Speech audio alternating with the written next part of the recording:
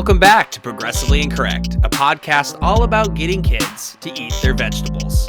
My name is Dr. Zach Grosho, and today I am interviewing Nidhi Sachdeva, a Toronto-based PhD candidate who, like many of you I suspect, is exploring ways to embed the science of learning into teaching and professional development. I first came across Nidhi on Twitter, where she shares these amazingly digestible microlessons about cognitive science topics, such as interleaving biologically primary versus biologically secondary knowledge and the Matthew effect. Not only will Nidhi take us through the process of how she designs these punchy little mini lessons over the course of this episode, but afterwards, you can try them out for yourself by clicking the links in this episode's show notes. Pretty cool, isn't it? Before we go over to Nidhi Sachdeva, I wanted to invite listeners to attend a free webinar that I will be hosting at the end of March 2023 through the Australia-based organization Think Forward Educators. This one is all about Rosenshine's principles and explicit instruction, and the presenters will be Bradley Bush, who you already know from a previous episode of this podcast, and Christy Barrett. Check out the show notes for more details and consider signing up no matter what time zone you're in so you can gain access to the recording. All right, that's enough from me. Please enjoy the latest episode of Progressively Incorrect featuring Nidhi Sachdeva. Hello, everyone. I am here with Nidhi Sachdeva. How are you doing, Nidhi? I'm good. Really great to finally meet you today. And yeah, I'm really excited about our discussion. Yeah, I feel like this is part of the series, the unofficial series of coolest people I've met on Twitter who have really good ideas. I'm glad you're on the podcast. How are you doing? Like, where are you calling in from? I am calling in from somewhat snowy Toronto today, and it's not as cold as it's supposed to be, but it's got a bit of snow, and yeah, it's been a pretty good morning. All three kids are healthy and at school, so that doesn't often happen with the changing seasons. Yeah, and I'm just really excited to further our sort of some of the tweets and messages that we've exchanged over the last little bit. Yeah, it's really great. And you're beyond the kids. I'm in the middle of. I just had my newborn baby, and she's doing great. Now on paternity, you have kids. I'd love to hear about the other part of your life, which is keeping you busy. Your research. Yes, I will share about that. But before I do say that, I do want to tell the listeners that I did give Zach an official option to get out of this meeting for today and take the time, and we could do it another time. But he loves the podcast so much and really wants to know about my research. So I really hope that you all find it as exciting as Zach does, and I do too. So yeah, as I mentioned briefly, I have 3 young kids, but that's a major part of my life, being a parent, being a mother. The other part is I'm an educator, I'm a researcher, and I'm very, very passionate about it. So in terms of my education, or how I do my job as an educator, I should say, I'm originally from India. I grew up in India, but now I've been living in Toronto for about 15 years, and I love it here. And not because of the winter, but it's just, it's a really different experience of living, and I definitely do call Toronto, Canada, home. I grew up in India, where it was a very different experience of going to school. So there's a bit of like an atmosphere of feeling a little scared as a student and not asking enough questions. And that really stayed with me. But when I first came to Canada, I ended up doing a master's degree here in applied linguistics, and things turned nicely for me. I was able to start teaching at a university in Toronto as well. What I had on my side was the multilingual component. So I've been teaching languages for about 15, 16 years. I teach English to international students as English for academic purposes. I also teach German, and I teach Hindi. So the 3 languages that I speak well and I find myself proficient in, I teach them. And that applied linguistics degree really helped me to be able to do that. And I remember the constant fear that I often had as a student. And it has nothing to do with how the Indian education system is. I think it's fantastic. It's just how I was as a student. I wanted to not pass that on to my students. So my teaching has been all about just really empowering my students along with my own self. And how I do that is by making sure that they're on with the content. So that's been going on. And in about 2018, shortly after I had my second kid, I decided for some reason, I think it just came inside to me that I would like to go back to school, and I decided to pursue a doctoral degree. So I'm currently at the tail end of my doctoral program, and I'll be defending in April. So that's really exciting. And what brought me to wanting to go back to school, which I'm doing it at the University of Toronto, we call it OAZ. OAZ is the short form for Ontario Institute for Studies in Education.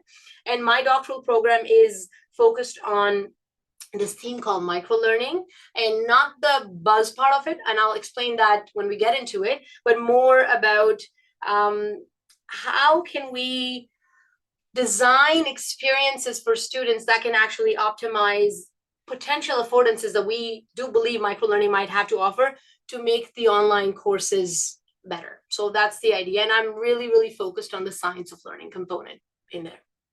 Excellent. And we're going to be talking about microlearning a lot because it's not something maybe in K-12 education, we don't use that word maybe universally across the board. Maybe we use, I don't know, just maybe we assign a module or something, or we describe it in different ways. Let's go ahead and talk about those microlearning lessons. I think they're awesome. You share them on Twitter. You've shared them with me a bunch of times, and they cover some really great topics that are really important to the science of learning.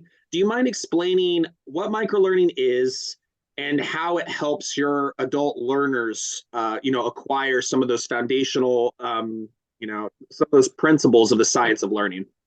Yeah. I'll start with a bit of what I thought it was initially, and through my research, how I transformed and my understanding of it transformed through my research. So when I decided to go back to my doctoral degree, I was really intrigued with mobile learning and technology and language learning. And so I said, okay, I'm going to try to do that. I was accepted into one of the really great programs, and I started the program.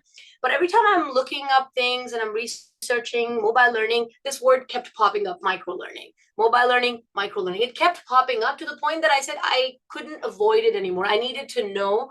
And I asked folks around, and it just so happened that this is before COVID, so the pandemic. So folks were not really into this idea that I was hanging out with. So I said, okay, I need to explore it my own self. So I understand.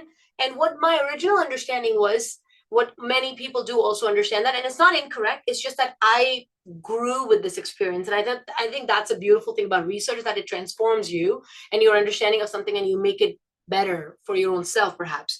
So microlearning, in a sort of broadly speaking, is like a short form of some kind of learning that can be in the form of a short video or an audio or an infographic, anything micro, basically. And it's meant to teach someone. So it's a bit of an instructional approach, and it has become relatively popular in the e-learning industry, and people have been using it very frequently. And many a times it's connected with the concept of mobile learning, because we all have our smartphones, and this idea that we live in this fast-paced life, we have technology, we need to relearn so many things, we need to do upskilling and reskilling. So within the corporate world, that's what the information I kept finding on the internet, that it was very popular. So this short module is a correct word as well for that. It's just differentiating it from how we are used to learning. Maybe some people call it macro learning, but now this is like this small nugget, or another word folks use is bite size or chunks or digestible or snackable. There's really lots of catchy, trendy, buzzy words around it, and it's just really picked up on that. And turns out that the term was coined by a professor in Austria, Dr. Theo Hug, around 2002, and he mentioned to me, because I met with him personally, and that he didn't imagine that it would pick up like that. It becomes this big commodity kind of word, that it sells platforms, and we have this perfect micro learning platform for your company and this and that. So this is true, that when I came to micro learning, that was my understanding also. It's short and sweet. You could do this with it, you could do that, YouTube videos, Instagram reels, and our students are already doing it. Why don't we actually maximize and optimize its sort of existence in our learners' lives generally. So that's how I learned. And I came across it. But when I started doing research, and then I came to my professors who would, I knew, challenge me, and they would always ask me this question, well, what is microlearning? And I would say exactly what I just said, but that wasn't enough. It's like, oh, but then it's everything. This is everything. What's so new about it? It's in academia, we're not corporate, so it's not enough just to say, it's popular. And so I really had to dig a little bit deeper. And one thing that really changed for me one day is that, well, one second, I'm going to pause on the word microlearning, and I'm going to not just focus on the micro part of it, and I'm going to start looking at the learning part of it. Well, learning, that is, so the reflection switched from it just being small and short, which is what made it very popular because of our busy lives and we need to learn fast, fast, fast. But what about the learning component? And that really started building a lot of connections. So starting to explore and learn very deeply about Sweller's cognitive load theory, started to learn deeply about Rosenshine's golden principles of instruction. And when you really look at that and you say, well, Rosenshine says, start a lesson with a review, break it up in small pieces, make sure you do regular success rate. And all those said, well, if I follow that and I create a lesson following those principles, applying cognitive load theory, doing retrieval practice, all these terms that I'm using, and feel free to inject at some point and ask what I mean. I'm sure many of the listeners already know. Then you create a good lesson, good learning experience. If folks want to call it microlearning, well, that's it. We'll call it microlearning. For me, the switch was, it's not just about the trendy buzzword that microlearning is, but it's about how do you design a good experience that you could call microlearning, but it must have all the important components of science learning. So this idea that you need to understand how learning happens to be able to design quality instruction, be it micro, be it a class experience. And that's really stuck with me. And this is what I ended up doing for my research. So you asked a question like, how do I use it in my adult, for my adult learners? So my research specifically is in a graduate level online course at the Ontario Institute for Studies in Education. And what we do is, we noticed that it's not just our course, but generally I've experienced that you have an online course, student will log in, maybe they have a synchronous session, and then they have some assignments due. And then after that, they don't have any assignments due. And the next week happens. So they were logging in at very specific intervals, but it wasn't very constant. It wasn't throughout. And from what we know about effective learning techniques, we say, well, if you space the learning, students retain better, they learn better. If you do regular retrieval practice, students learn better, retain better for longer. If you interleave, I've just recently created a micro lesson on interleaving, students learn better, but they were not doing it. So then the idea came to me is that, well, how about if I use micro learning as an experience to create a healthy nudge for the students that gives them a reason to go back to the online learning platform and gives them an experience, an organic opportunity for space learning, distributed practice, right? So that's what we started doing. And I didn't want to do it just as, hey, here's a video, watch it. So I didn't want to just say as a recommended or as a suggestion without any structure around it. I sat down and I picked the topic. So let's say if during week 1, we're talking about cognitive load theory, then I say, okay, one of the really interesting implications of cognitive load theory we understand is that you can't do too many things at once. And I know multitasking is like a glorified idea, and but we now know, research tells us that multitasking that involves thinking cannot work. We could do maybe motor multitasking, like juggling a unicycle, riding a unicycle and juggling balls at the same time. We could probably do that, but two thinking things we can't. So when we discussed cognitive load theory, I sat down, I read a bunch of papers, and I created a micro lesson on a really fun little app that I use. And there was retrieval practice in it. There were short videos in it. So it was like a very structured, organized way. And I followed the cognitive load theory. I followed the multimedia principles that Mayer has given us. I followed direct instruction principles that Rosenshine has given us. And I shared that. So it wasn't just watch this video or read this article, because that can qualify as microlearning too. But my microlearning experience that I created for students was truly embodying as much as possible, to my best of my knowledge, the science of learning. So it actually creates an impact in students, right? So they watch it and they're doing something with it. And so we started doing that during the course, and we called it, or I called it, a midweek micro lesson, which is this idea of like a little nudge to the students, offering them space learning experience, and they started coming a little bit more to the online learning environment. And this is what we want. We want learners interacting with learners. We want learners interacting with content, which they were doing. And we want learners interacting with the instructor and expanding their knowledge further of what they learned. So each week there will be a weekly theme, and I will introduce a new topic that would somehow be connected to the theme of the week. So like the week when we talk about dual coding theory, I have a micro lesson that I've developed using an existing video about learning styles, how they don't exist, and that connects really, really amazing for the students. So it's augmenting the learning, it's enriching the learning and taking it further. And what it did was it gave the students an opportunity to come back to the learning space, and they got something new to learn, but in a structured way that didn't feel overwhelming for them, that didn't feel boring to them, and it wasn't threatening. And it wasn't just a suggested, oh yeah, maybe you want to watch this video. It was like, no, I created this micro lesson, check it out. And they did.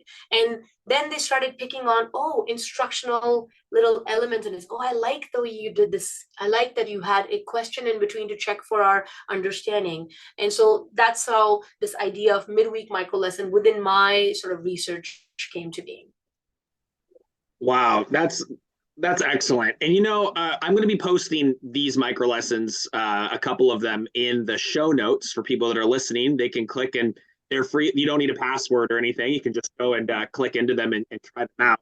And it's like, when I hear what you just described, it's what I wish all professional development was in education. Like, instead of starting with, I don't know, I guess a teacher's, I guess the presenter's opinion, the presenter's, maybe they're trying to find a way to engage the audience. They're trying to make something exciting for the audience. I feel like almost condescending to the audience. What you start with is the instructional design principles, is what I'm hearing. You start with, how do I break this down so that it's simple for novices at first? How do I gradually build it up? How do I check for understanding? Simple things that nobody seems to do. I don't know why that is. It is so interesting. And over the last little bit, since I've submitted my draft and now my committee is looking at my draft, and as I'm starting to think for my defense, one of the things I keep saying to myself is, I am trying to support this idea that if you want to design instruction, then it's a really good starting point to understand how learning happens. So when you understand how learning happens, then you can design good instruction. So I love one of Sweller's quote, and it's such a powerful one, and I'm sure folks have seen it, read it, heard it before. He says, without an understanding of the human cognitive architecture, instruction is blind. So I always say, start with how learning happens and design your instruction based on that. And yes, it would be amazing if everybody did that. And I'm sure everybody is in their mind trying to do the best as educators. You come into this great profession wanting to do something really good. So it's not that folks are trying to skip anything, but I feel we just need to have more discussions of this kind, which is why I truly wanted to take the time to have this discussion with you also. So this notion of understanding how learning happens to design instruction is probably the right way to do, versus going the other way around. It's like, try something, if it works, maybe not. If it worked for one student, didn't work for the other. But how about we actually just find that foundation and try to do that and see what happens. And there's lots of evidence that this has worked over and over, so yeah. And I think another way it's approached, you just mentioned, like, instead of starting with how learning happens, you just kind of maybe use like a rapid prototyping model where you, like, maybe that comes out of technology. You just try something, you refine it, you revise it. The other one that comes up in my coursework was basically using an instructional design cycle. Like, the most famous one is ADDIE, right? You start with analyzing, and then you design and develop, and you implement and you evaluate. I found that really challenging to put into practice. And I found it much easier to, for example, no, retrieval practice works. I've got to have retrieval practice. And I know that space practice works. I've got to space this out. I found it much easier to start like that. And you're sort of helping me understand why I thought that, I think. Yeah, it's absolutely true. And I feel those models are very good for sure. If for someone they have figured out a way to apply that. But if it is, and sometimes it happens in a different context, they may have to tweak it, but it's not always possible, depending on who you're creating it for, your audience, your learners, your access to technology, the prior knowledge of your learners. Like that's a huge component. So, but it's almost like I'm going 4 more steps back from those models and saying, I'm truly just going to the science of learning. And here I just absolutely love, and I know you had Paul Kirschner on your podcast, and it was, it's obvious they're all good, but it's one of my really favorite ones. And I often listen to it and I play it for my students as well. The graduate students that I teach now in the science of learning course. And we use their book, Hendricks and Krishner's book, as our textbook, because it's literally simplified it in a way that we don't necessarily, it's great if we do read the seminal articles, but Kirshner and Hendrick have really simplified that for us. And it's like, okay, take a step back, take another step back, take yet another step back, and be like, why do I need to make my videos this way? Okay, even before multimedia principles, we got to understand dual coding theory, right? It's like we have 2 channels, so that's why it works, right? We learn better with words and pictures together than one or the other separately, right? Which has become the basis of multimedia principles. They're all super important, but it's like taking a step back, it actually really simplifies things versus getting, again, nothing against any of the models. That's not my intent here. My point is taking those 2-3 steps back, you simplify it to the point that you can justify it, and then you have the flexibility. Do I want to start with a quick retrieval practice? And maybe today I don't. Today I want to start with clarifying all the background knowledge, because I noticed in my discussions that students did that there was some misconceptions were developing. So I made today start with clarifying the concept, so that this gives you flexibility. Where you're situated in a model, then you're doing it a certain way, right? And instruction, learning is pretty dynamic. It has to be, right? You can't put it in a box and say, I'm going to do it this way. And that's why theories work better for me. And theories also give you the flexibility to use them as and when. And this is where sort of like each micro lesson that I create is slightly so different. Sometimes I do start with a question, like my multitasking micro lessons, like, okay, multitasking is a myth, multitasking is possible or something. I forget what I exactly in the lesson, fact or myth. So it starts with like a question, engages the learner, and then I start sharing, well, it's not, surprise, and then it's got GIFs and a little bit of like, and short passages, 1, 2, 3 lines that they would reach on each slide, or the way the micro lesson works. It's like it's on a platform called 7 Taps. It's really great platform. I really like it. And so folks can use it on their mobile device, works on the computer too. And so the point I was trying to make is that going back to those theories kind of gives you that flexibility to, my daughter was doing this really interesting puzzle yesterday, and you could do different things with it. And each time it makes the cube, but you can put it different ways, the little pieces. So it's like all kinds of shapes. And that's sort of the analogy I'm thinking, is that you have all these amazing underpinning theories, right? Retrieval practice, we know from so much research, hundreds and hundreds of articles, that the more effective learning techniques are retrieval practice, interleaving, distributed practice, testing yourself is there. Also, these are also desirable difficulties, and they feel uncomfortable, but they're great. But you can use them differently based on what your learner needs, or what you need as an instructor too. So yeah. Great. So, we've talked about, taking steps back. Let's take a step back for just a moment. I want you to go ahead and describe your use of microlearning by taking us through an actual example lesson you prepared. You mentioned multitasking, so maybe don't do that one. What is one that you really thought kind of went off without a hitch, and the students enjoyed and they engaged with, that you think is like a really good example for listeners to hear? Sure. And I will take listeners to one of the weeks we discuss. The topic is called deep processing and semantic processing, depth of processing.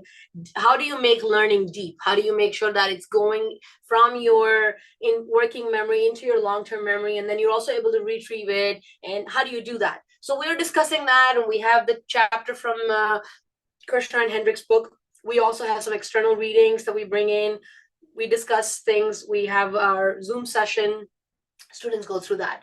That particular week's micro lesson is called effective study techniques. And what I did for that particular lesson is that, so I play with different formats. So sometimes it could be like you're tapping, sometimes it's a video, sometimes it's a combination, sometimes it's text only, because I don't want just to be this idea that only videos are, more exciting when it comes to learning. There's so much fun you can have and great things you can do when you bring in different modalities together, and sometimes you play with them.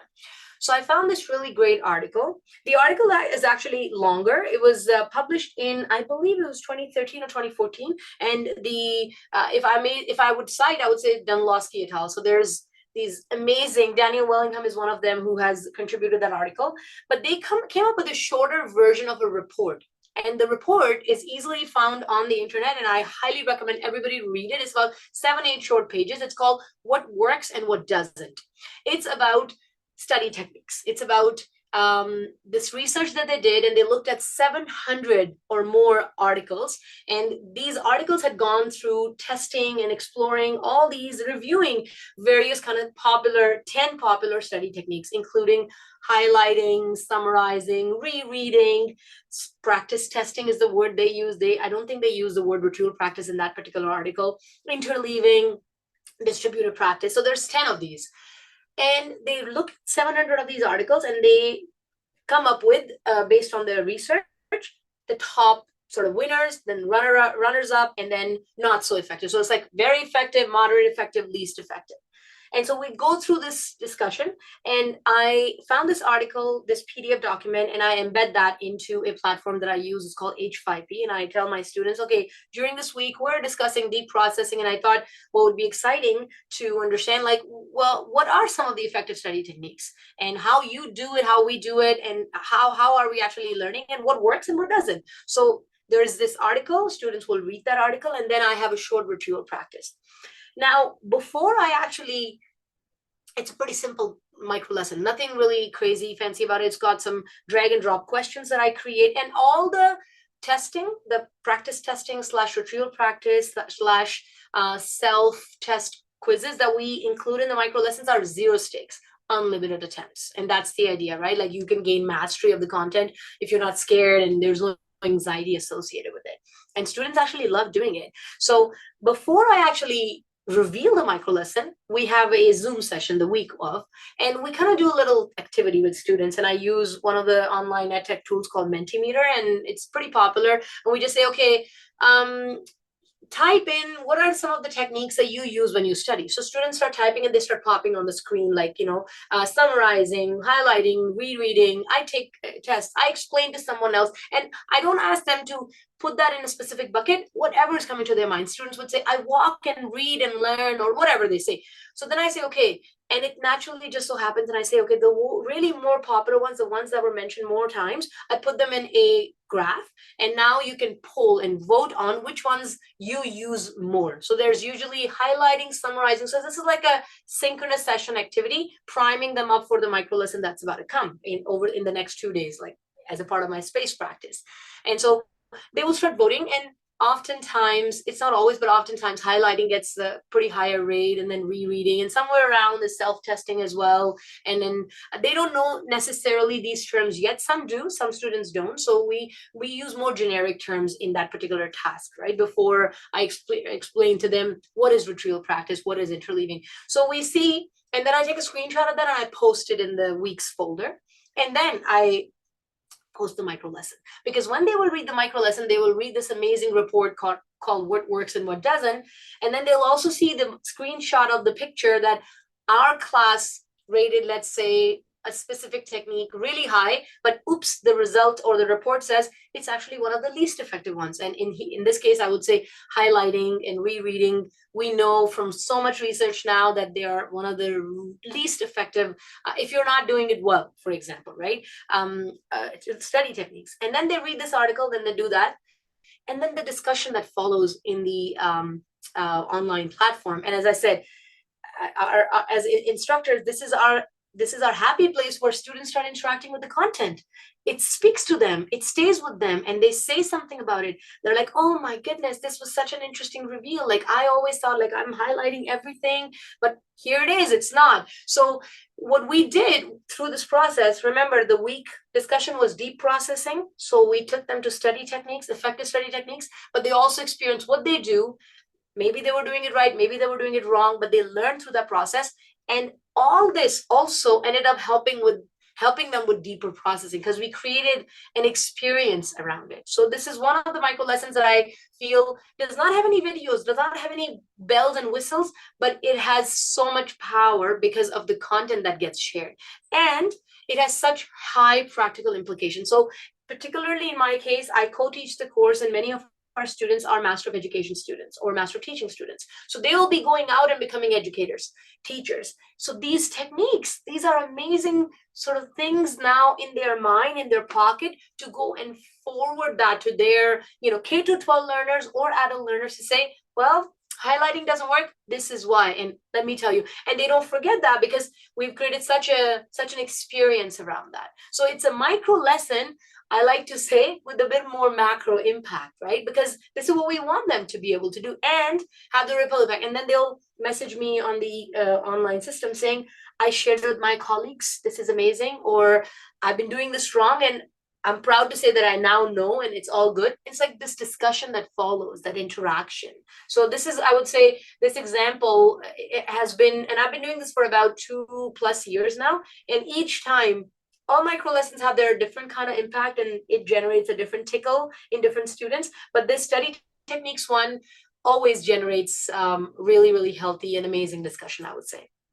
Awesome. And as I'm listening to this too, I'm putting myself in the shoes of the students, and we know, I'm sure you know, because you've gone over this research. Sometimes students, especially when they study them at the university level, they don't really want to engage in active processing of the material. What they prefer a lot of times is to sit in the lecture hall and then take a test at the end. Even though it's really stressful when the test comes, they don't seem to care.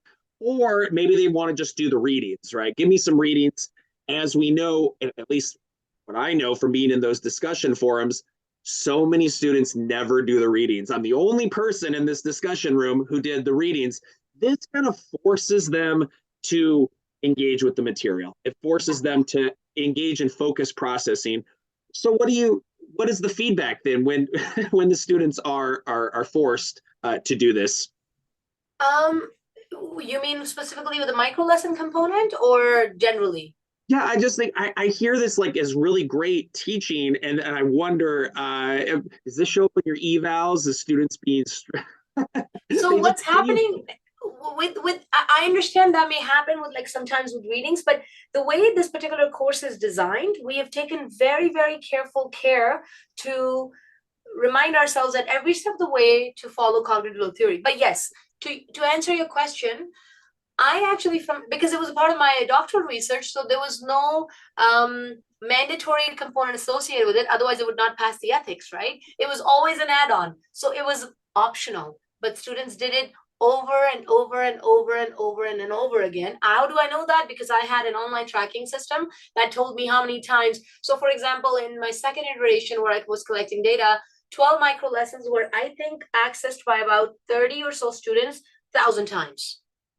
That's a really, and again, I understand that clicking is not a exact sort of measure of that they were interacting, but it is a general measure. Clicking was doing something. They were not just clicking, it's like, okay, I'm going to click it. They were doing something with it. So that's the other benefit that came up with these micro lessons being a little nudge, is that it fit in their style of learning. right? I didn't just post an interesting YouTube video, which is also okay. Many people do that, but I posted a well-designed, following the science of learning micro lesson that was non-overwhelming. That would not be requiring them to sit with it and spend 3 hours. It will take maybe 5-10 minutes. This is another really interesting discussion with micro learning that happens.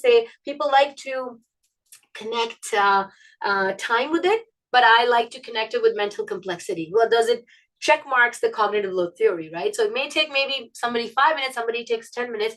So I didn't experience that. And I would say this came up over and over during my interviews and qualitative data collection, is that students said, I really like that. And I said, well, it was an optional thing. Did you do it? Yes, I always did it. I watched them all, I participated in them all. Why'd you do that? Because I wanted to know it had awakened a curiosity. The space learning, some students even said they were waiting for it as a treat to the week, so to say. They do have to do their readings, but then there's this micro lesson. And I think the word micro does decrease sort of that anxiety, right?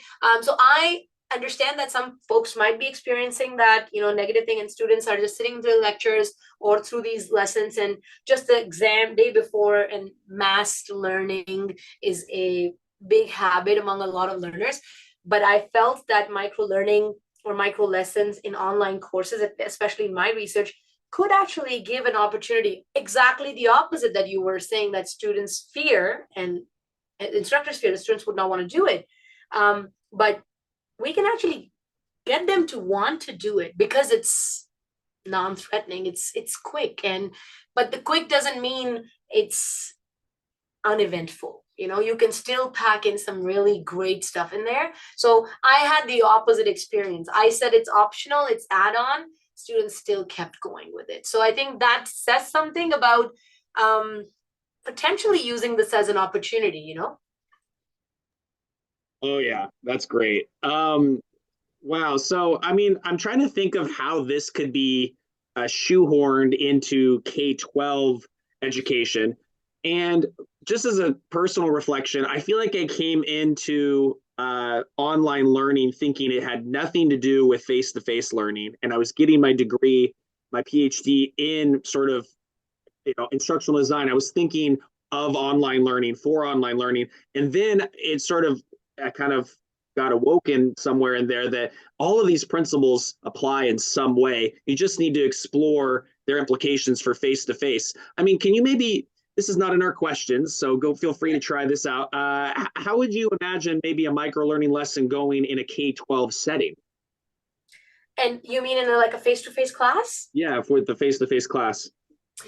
There's definitely, now the way students are learning, even in K-12, and I guess depending on different areas and where the schools are, but I do notice students are still experiencing, using some devices in schools. And so if the instructor has to teach something new, or there's a topic that they've done and now it's like building onto that, then definitely instructors can create a short video with some kind of field practice, and students can do that before moving on to the next topic. Or instructors did something on Monday, and on Wednesday they say, hey, remember we did that?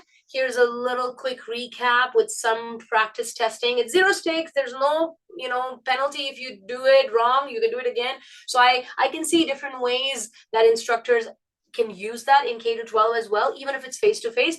I do notice that it would be somewhat of an element. I'm having a tough time separating technology from it, but I believe that we do use technology in face-to-face classrooms as well, right? So I feel that there is definitely a way that they can do that. I have an 8-year-old daughter, and when she's in school, I can see so many different ways for her to be able to use that. Sometimes when they learn fractions and they got the instruction in class, and then usually by Wednesday or Thursday, if it was done on a Monday, students tend to forget a lot. I think micro learning experience, perhaps with a short video, perhaps with, Khan Academy has been doing it for a long time, right? So even with that kind of video, you give students an opportunity to refresh that background knowledge, bring it to a little bit more, they say in retrieval practice, you got to retrieve it to be able to, you got to recall it to be able to retain it, retrieve to recall, right? To retain. And so I can see certain ways that it can be done in schools as well, in classrooms with shorter sort of lesson plans and videos. Yeah, that's something. But again, my mind's always like thinking how I used it in an online learning setup. But I think all of that would apply.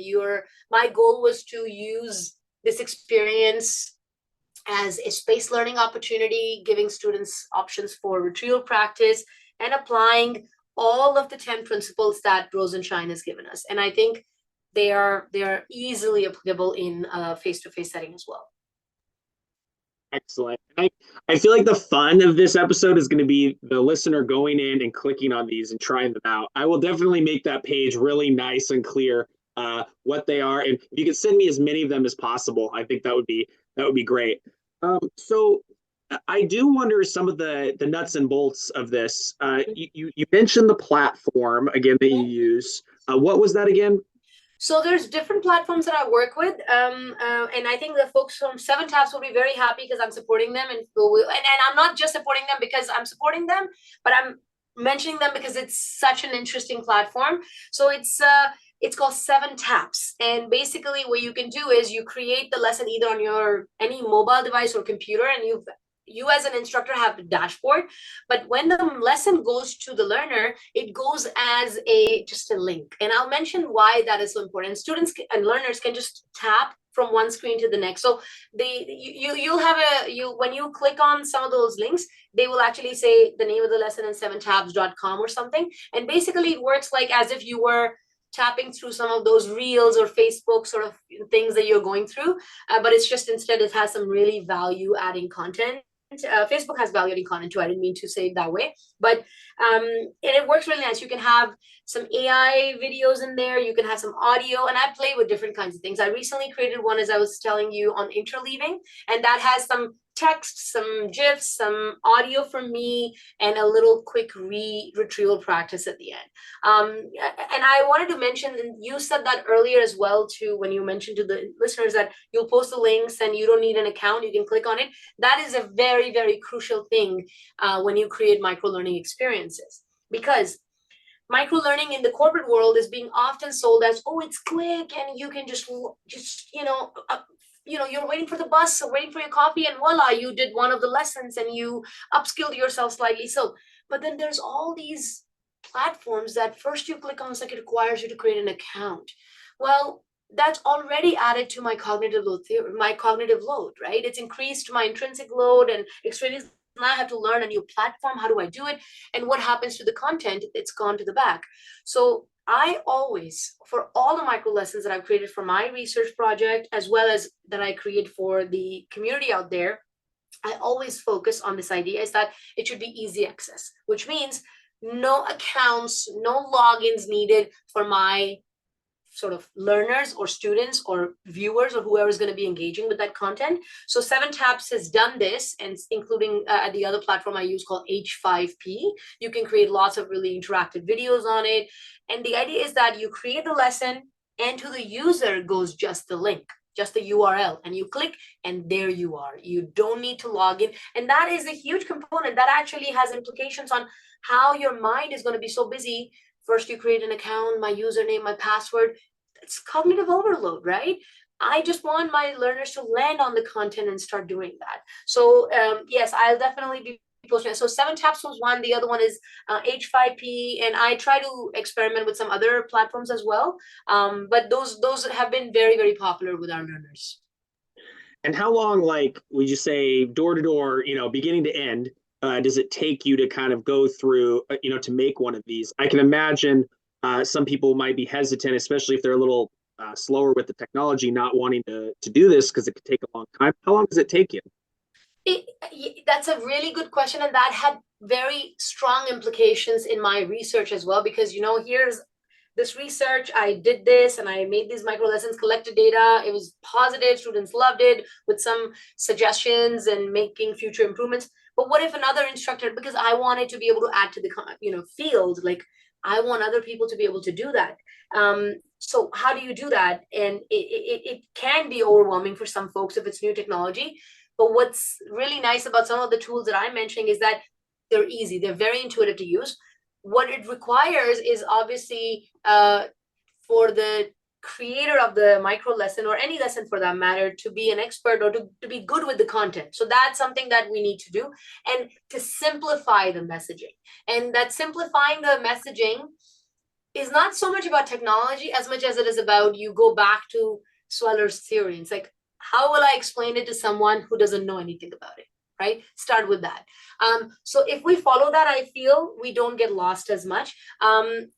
The 7 Taps folks have actually recently connected the AI component to it. So what it does is it creates a bit of a rough draft for you. It's a working sort of space for you to work off of, and that saves time as well. So it's not something that you want to use as a final product, but it gets your thinking. So for example, when I want to create a lesson on what is interleaving, it kind of creates like definition, challenges, benefits, how to use it. So it's given you a bit of a rough outline to work. So it doesn't take a long time, but to be able to give a specific timeline is tricky.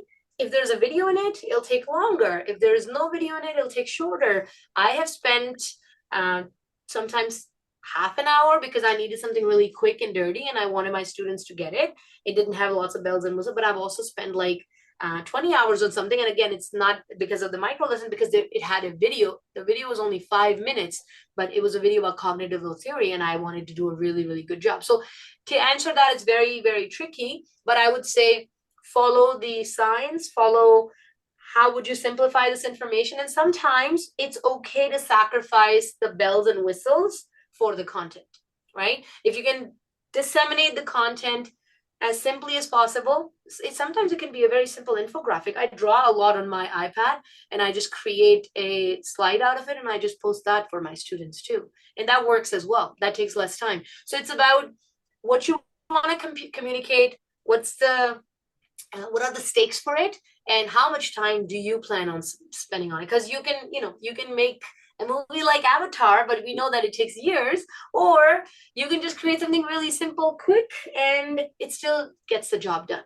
The point being, how clearly did you disseminate that information and communicate that with your students? And sometimes do you really need a video? Because, Mayer talks about these things called seductive details or seductive sort of effects, right? Sometimes we don't even need a video, but we do try to create a video, and then all the animations, maybe just a short line, paragraph would do the trick. And that's an effective micro lesson, in my opinion. That's why I was saying my more popular definition of micro learning, which is short and sweet and has technology, I choose to focus on the learning component, and I choose to focus on the idea that what are my 5 steps back, those theories. And if it requires me to just say this short paragraph as my email, that's job done. Sometimes it has something more exciting to it as well. So spend that amount of time that people have to be able to get the job done, I would say.